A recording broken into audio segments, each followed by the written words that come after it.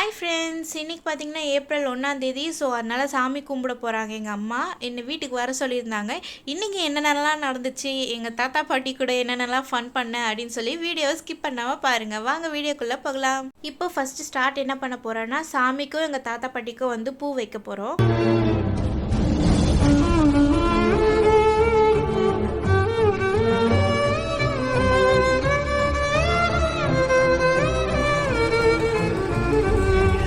ஃபைனலாக பூ அலங்காரம்லாம் பண்ணி முடிச்சாச்சு. நெக்ஸ்ட்டு பார்த்தீங்கன்னா எங்கள் அம்மா வந்து நல்லா புசு புசுன்னு வடை சுட்டு வச்சுருந்தாங்க.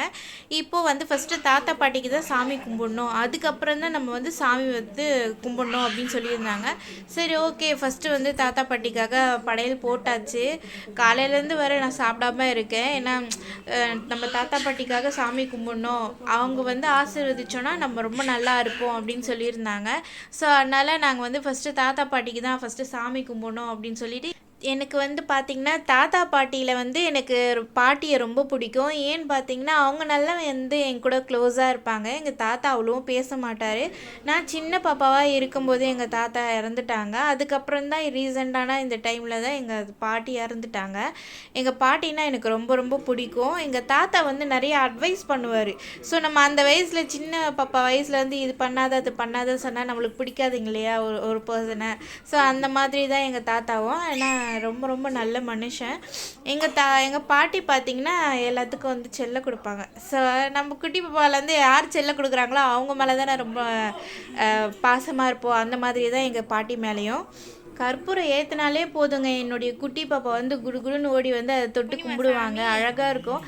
எங்கள் அம்மா நிறைய சொல்லி கொடுத்துருக்காங்க, இந்த மாதிரி பண்ணணும், கீழே முட்டி போட்டு வணங்கி சாமி கும்பிடணும் அப்படிலாம் சொல்லி தருவாங்க. ஆனால் நாங்கள் சொல்லும்போது அதை செய்ய மாட்டாங்க. உங்களுக்கே தெரியும், நம்ம சொல்லும்போது பசங்க செய்ய மாட்டாங்க. அவங்களுக்காக தோணும் போது தான் அதெல்லாம் செய்வாங்க. எவ்வளோ க்யூட்டாக பண்ணிகிட்ருக்கா பாருங்க. நாங்கள் பார்த்தீங்கன்னா எப்பவுமே சாமி கும்பிடும்போது என்ன நான் வந்து மனசார வேண்டிக்குவேன் அப்படின்னு பார்த்தீங்கன்னா, இப்போ இருக்கிற சந்தோஷம் மாதிரி என்றைக்குமே எப்போவுமே இருக்கணும் அப்படின்னு சொல்லி தான் நாங்கள் எல்லாருமே வேண்டுவோம். கடவுளே எனக்கு இதை கொடு, கடவுளே அதை கொடு, நான் பாவம் செஞ்சுட்டேன் எனக்கு மன்னிப்பு கொடு அப்படிலாம் நாங்கள் கேட்கவே மாட்டோம். ஏன்னா தப்பு பண்ணால் அதுக்கான பலன் நம்ம எல்லாரும் அனுபவிச்சு தான் ஆகணும். ஸோ யாராக இருந்தாலும் நானாக இருந்தாலும் அதுக்கான பலன் வந்து நம்ம அனுபவிச்சு தான் ஆகணும். அதனால நான் கடவுள்கிட்ட போய் ஒரே ஒரு வேண்டுதலை தான் கேட்பேன். கடவுளே எப்பவுமே நாங்கள் வந்து இப்போ இருக்கிற மாதிரியே சந்தோஷமாக என்றைக்கும் இருக்கணும் அப்படின்னு சொல்லி தான் நாங்கள் கேட்போம். எங்கள் அம்மா பார்த்தீங்கன்னா தாத்தா பாட்டிக்கு வந்து ஆல்ரெடி ட்ரெஸ்ஸஸ்லாம் வாங்கி வச்சுருந்தாங்க. ஸோ சாமிலாம் கும்பிட்டு முடிச்சுட்டு இல்லாதவங்களுக்கு அதை கொடுத்துடணும் அப்படின்னு சொல்லியிருந்தாங்க. சரி, ஓகே, சீக்கிரமாக சாமி கும்பிடுங்க, எனக்கு ரொம்ப பசிக்குது அப்படின்னு சொல்லியிருந்தேன். உனக்குலாம் ஃபஸ்ட்டு கிடையவே கிடைக்காது. ஃபஸ்ட்டு காக்காக்கு வச்சுட்டு காக்கா இந்த காலம் மாதிரியே தேவரை குடிக்கலாம். எங்க போய் யாருமா இந்த பாரு நடுக்கொண்டு உட்காந்துருக்கேன் பாரு, அவன் அட பார்த்தீங்களா, எங்கள் அம்மா சொன்ன மாதிரியே காக்கா சாப்பிட்டுருச்சு. அதுதான் காக்கா வந்து சாப்பிட்டா என்ன சொல்லுவாங்க சொல்கிறேன், இருங்க, வெயிட் பண்ணுங்கள். காக்கா நம்ம வைக்கிற சாப்பாடை சாப்பிட்ருச்சுன்னா, நம்ம உறவினர் இறந்து போயிருந்தாங்கன்னா அவங்க வந்து ரொம்ப ஹாப்பியாகி நம்மளுக்கு வந்து ஆசீர்வாதம் பண்ணுவாங்களாம் ஹாப்பியாக. ஸோ அந்த ஆசீர்வாதம் வந்து நம்மளுக்கு கண்டிப்பாக கிடைக்கணும். ஸோ அதனால தான் இந்த பூஜை எல்லாமே அவங்களுக்கு பண்ணிகிட்டு இருக்கோம்.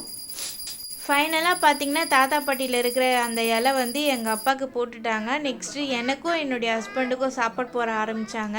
சீக்கிரமாக போடுங்க, ரொம்ப பசிக்குது அப்படின்னு சொல்லிட்டு உக்காந்துட்டு இருந்தோம். பார்த்தா வகை வகையாக எனக்கு வந்து வாழை இலையில் சோறு போட்டு சாப்பிட்றதுன்னா ரொம்ப ரொம்ப பிடிக்குங்க. அதில் இருக்க டேஸ்ட்டே தனியாக இருக்கும் இல்லைங்களா. வாழை இலையில் சாம்பார் சோறு, 3 வகை பொரியல், இதெல்லாம் சேர்த்து சாப்பிடும்போது சும்மா அட்டகாசமாக இருக்கும். இந்த வீடியோ உங்களுக்கு பிடிச்சிருந்துச்சுன்னா லைக் பண்ணுங்கள், ஷேர் பண்ணுங்கள், மறக்காமல் சப்ஸ்கிரைப் பண்ணிவிடுங்க. பாய்.